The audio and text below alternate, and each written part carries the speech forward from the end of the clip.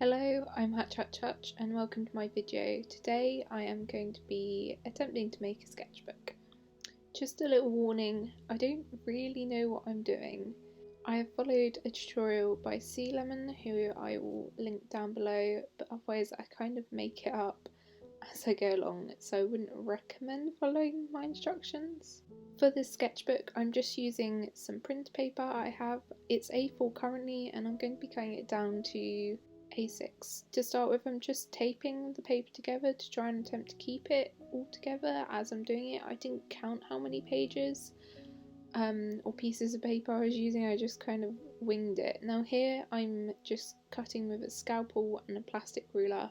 I would not recommend using a plastic ruler. The scalpel cuts into the ruler and then kind of messed up my ruler a little bit. Also, you can see here I'm using a piece of scrap cardboard as like a cutting board. This really isn't strong enough to prevent cutting through with a scalpel. I had quite a few near misses, and when I was punching through with a needle I kind of indented into I've actually got a mouse mat underneath. So don't use cardboard as a cutting board, it's not strong enough. I feel like that should be common sense, but I obviously missed that memo. Here I'm just measuring up the paper before I cut it. Ideally I would be using a guillotine, however I don't own one. And I think that the scalpel on a ruler is a step up from a pair of scissors. You get a very straight line, however it's quite hard to cut through all the different layers of paper.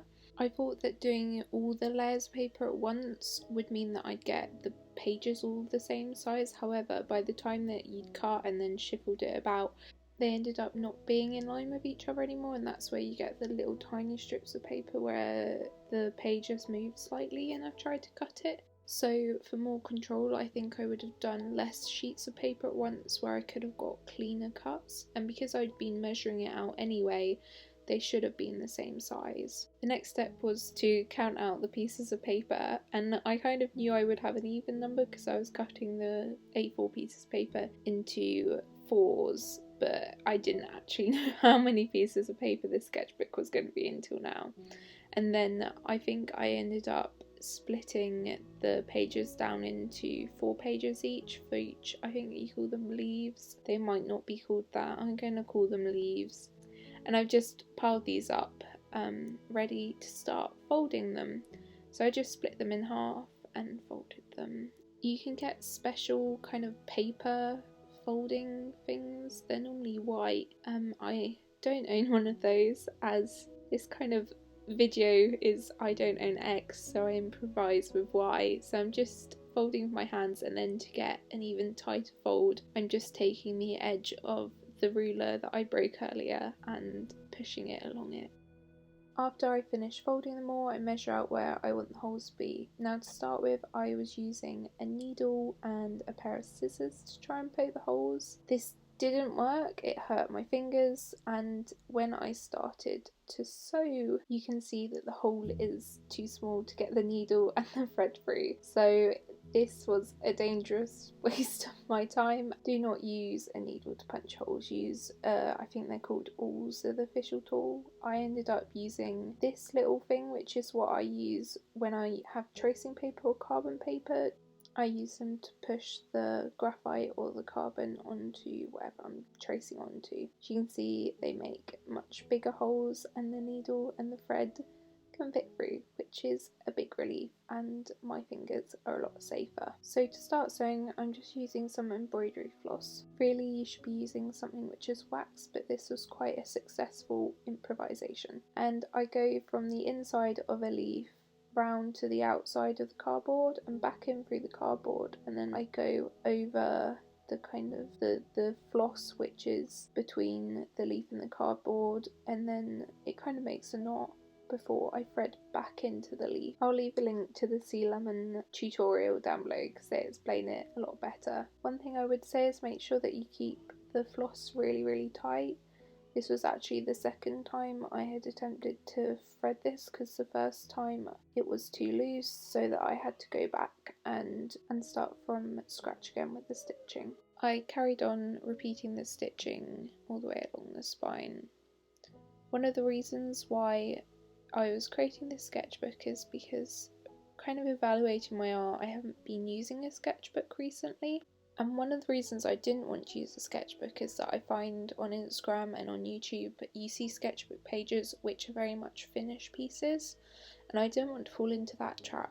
But then because I was working on single pieces of paper, I was then treating them like finished pieces and I wasn't experimenting as much as I could have been. So I'd like to start using a sketchbook again. I would like to use it to experiment a lot more, test out a lot more things. But when I very first started this kind of art journey, I was using sketchbooks and I found it really hard to find one where I liked the paper or I liked the way that it opened. The way that I'm doing the stitching here will allow the pages to be open flat without having some kind of separation. For example, a ring bound sketchbook, you end up with that gap between the two pages, but with say like a glued sketchbook, you end up with that kind of curve in the page at the bottom.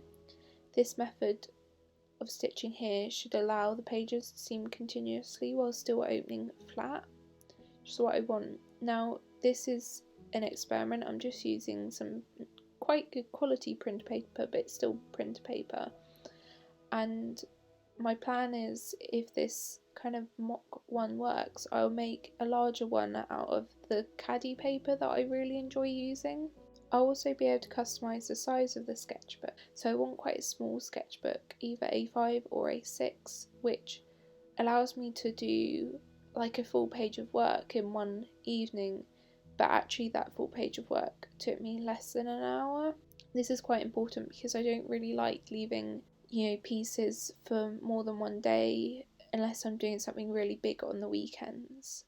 So at this point I was getting quite excited. As you can see, the stitching is starting to look really good, and because the back cover's coming on now, it's starting to look like a real sketchbook. It's still quite janky in places, however the final kind of sketchbook I'm hoping to make will be out of Chatty paper, so that means that I won't have to worry so much about the edges because the paper I use has deckled edges. And again, I'm just using cardboard. I've kind of scavenged for the outer pages, so I'm not looking for it to be perfect, I'm more looking for something that is functional for me.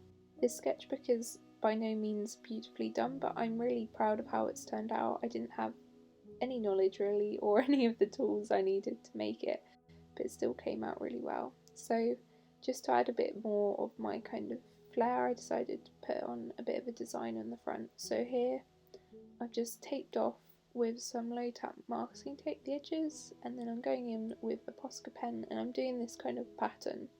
This is one of the few kind of patterns I draw.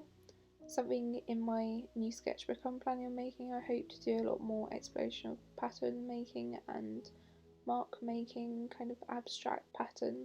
I would say here this kind of cardboard that I was using was not ideal. The edges kind of, when I was pulling up the masking tape, it actually pulled apart where I'd kind of cut it badly. This project is actually a really good example that you don't need all the tools to try out a new kind of art form. I really enjoyed making this book, and in the future I might buy like a metal ruler or a guillotine or a awl to properly pierce the holes. However, I was able to still make a really functional, beautiful little book without those things. I recycled a lot of the stuff I already owned and I reused bits that I wasn't using, and I've produced something that I'm really proud of. Here I'm just going in with this kind of creamy ivory Posca pen, and I actually really like the look of this pen on cardboard, so I've started collecting a few bits of cardboard and I plan on using them as kind of canvas for some drawings, some pieces to experiment a little bit with. So after this experiment I'm definitely going to be making that bigger sketchbook that I've been talking about. And I hope to be able to do some things like sketchbook tours and draw with me's. Here's just a little close-up of what it looks like. One of the things I did find is, after doing a bit of research, the more kind of stitches, I only have 2 here. If you had say 4, it's a lot sturdier, it doesn't wobble as much. This is where I'm going to store some of my ideas for larger pieces, experiment a little bit. Thanks for watching.